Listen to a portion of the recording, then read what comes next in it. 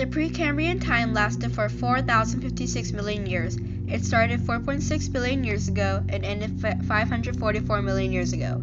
During this period, the Earth formed, starting with unicellular life forms. This period prepared Earth for new eras to come. The Cambrian period, from 544 to 505 million years ago, was known as the Age of the Invertebrates. In the 39 million years following the Precambrian time, the climate began to grow warm. The continents are starting to form, even though they were still barren rocks with no life on them. The perfect place for species to live was in the sea. There, single-celled algae formed. The algae grew in large colonies that looked like one large plant. Also, in the ocean, trilobites, picaia, Animaloclarus, and sponges developed. For defense, the animals developed hard parts, such as shells, scales, and spikes. For example, the Hallucigenia had no eyes, so it needed the 2 rows of spikes on its back to protect it from predators. As the many species thrived, advancing glaciers caused a drastic drop in temperature and oxygen. The change was so sudden and extreme that few species were able to adapt, and almost all of them died in a mass extinction. The Ordovician period was the age of the vertebrates, lasting from 505 to 438 million years ago. The supercontinent Gondwana moved around, shifting toward the South Pole. As time progressed, volcanic eruptions and seafloor spreading were common. Life of the Ordovician period included those of the Cambrian period and others. In the sea, jawless fish, cephalopods, conodont, corals, snails, brachiopods, crinoids, algae, sponges, reef ecosystems, and trilobites evolved and created new species throughout the period. On land, there were only one-celled organisms, arthropods, and early land plants. By the end of the period, new glaciers formed in addition to the ones previously there, and much of the sea life became extinct again. The mass extinctions brought an end to many species, but the ones that adapted and survived were able to reproduce at the end of the Ordovician period. Following the Ordovician period was the Silurian period, also known as the Age of Arachnids. It lasted for 30 million years, from 438 million years ago to 408 million years ago. This period was much drier than the previous periods, causing glaciers to melt and sea levels to rise. The warm sea provided a perfect environment for life to form there. For example, coral and jawless fish evolved. In addition, arachnids and eurypterids also formed. An eurypterid is similar to a sea scorpion and is a dominant predator during the Silurian period. As new plant and animal species evolve, tectonic plates collide with another plate and form mountain ranges, causing land to rise. Although new species thrived, many small environmental problems led to one major problem. Many plants and animals were killed off, and the Silurian period ended. The Devonian period lasted for 48 million years after the Silurian period. Starting from 408 million years ago and ending 360 million years ago, it was known as the Age of Fish. During the Devonian, many changes in land masses occurred. Euramerica and Gondwana, 2 supercontinents, were both near the equator. Their location led them to have slightly warmer temperatures, which are perfect for plant life on land.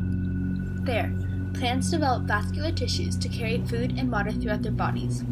They also developed seeds to be able to germinate without depending on water. The seeds helped the plants cover the once barren land and allowed wingless insects and spiders to live there.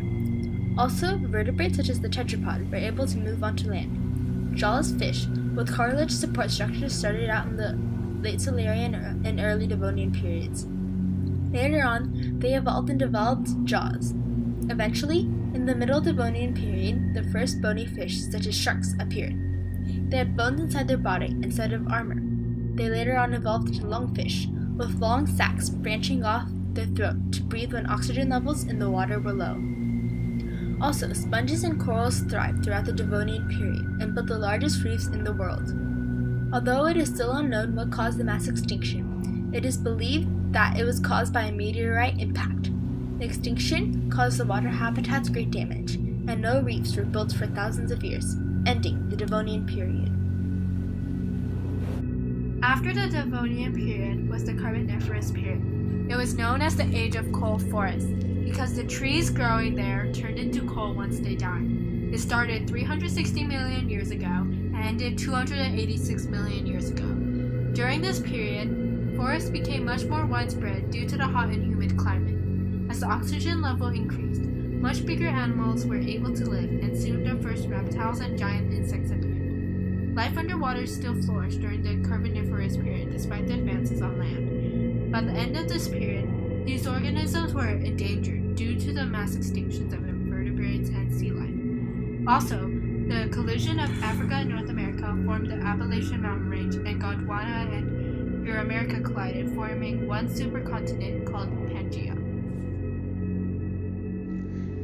The final period of the Paleozoic era was the Permian period. Lasting for 41 million years, this period began 286 million years ago and ended 245 million years ago.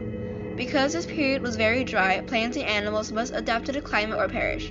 Also known as the Age of Amphibians, the Permian period had gymnosperms, plants that have seeds. One gymnosperm still exists today, the ginkgo. Another dominant tree during the Permian period was the conifer, trees with cones. Animals also had to adapt to the dry weather. For example, the pelycosaur was a reptile that could live in a very dry environment with wide changes in temperature. It looked like a reptile that had skull characteristics that were similar to mammals. The most famous pelycosaur was the Dimetron, which had a large cell on its back that helps keep a stable body temperature. While species adapt to the dry climate and evolve, the supercontinent Pangaea is complete. A collision causes the Ural Mountains to form and the conditions become dry. Nearing the end of the Permian period was a mass extinction. Corals, a dominant life form, become extinct. 90 to 95% of species become extinct in seas due to volcanic activity and meteors. Scientists believe that this mass extinction is the largest ever to occur on Earth. The volcanic activity caused temperatures to drop, and many species could not adapt quickly enough, leading to the end of the Permian period.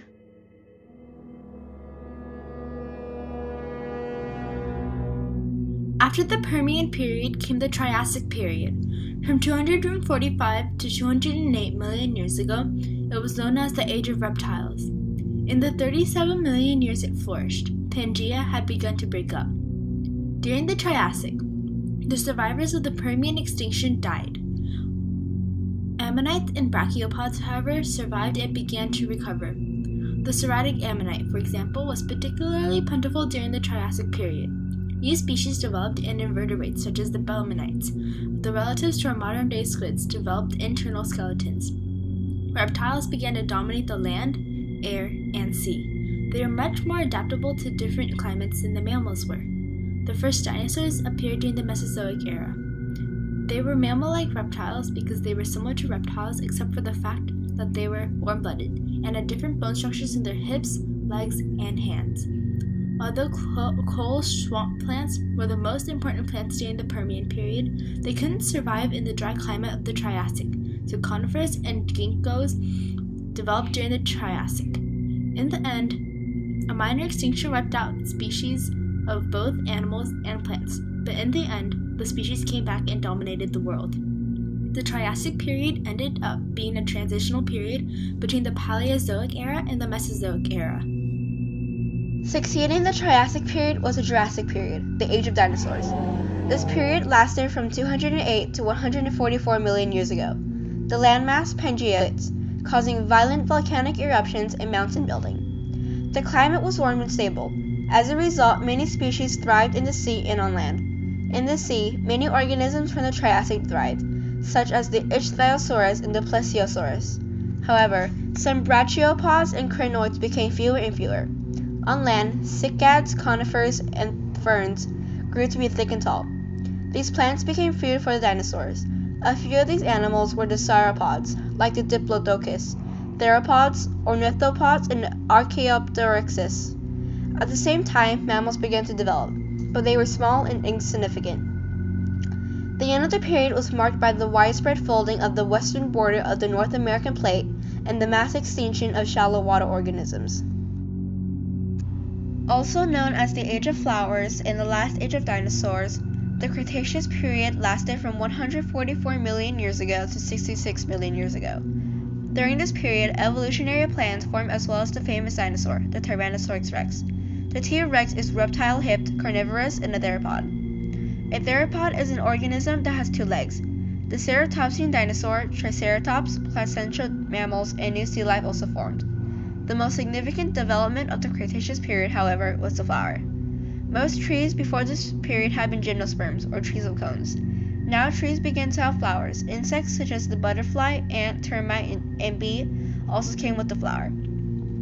As species evolved, the Atlantic Ocean forms, South America and Africa break apart, and sea levels rise due to the growing mountains.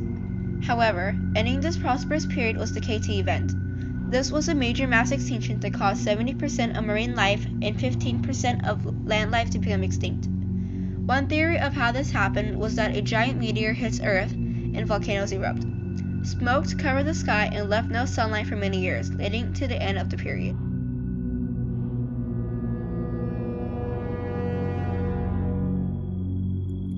The Tertiary period lasted for 64.2 million years.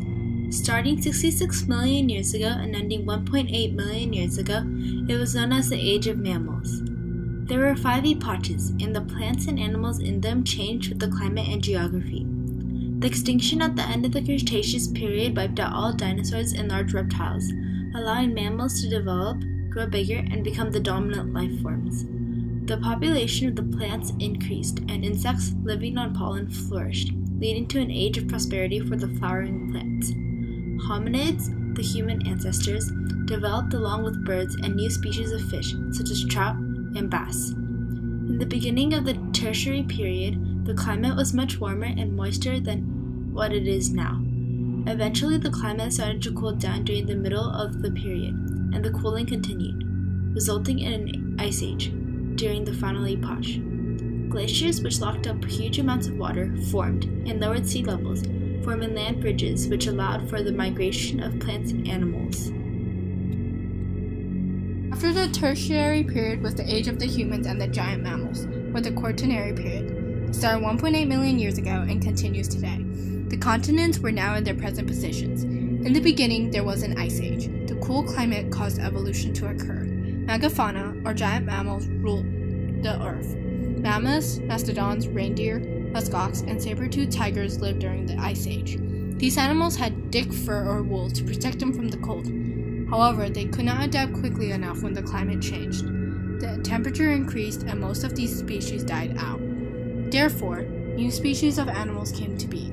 These mammals, bisons, deer, wolves, bears, lions, elephants, hippopotami, rhinoceroses, grew in number. The most important evolution that occurred was the development of modern humans.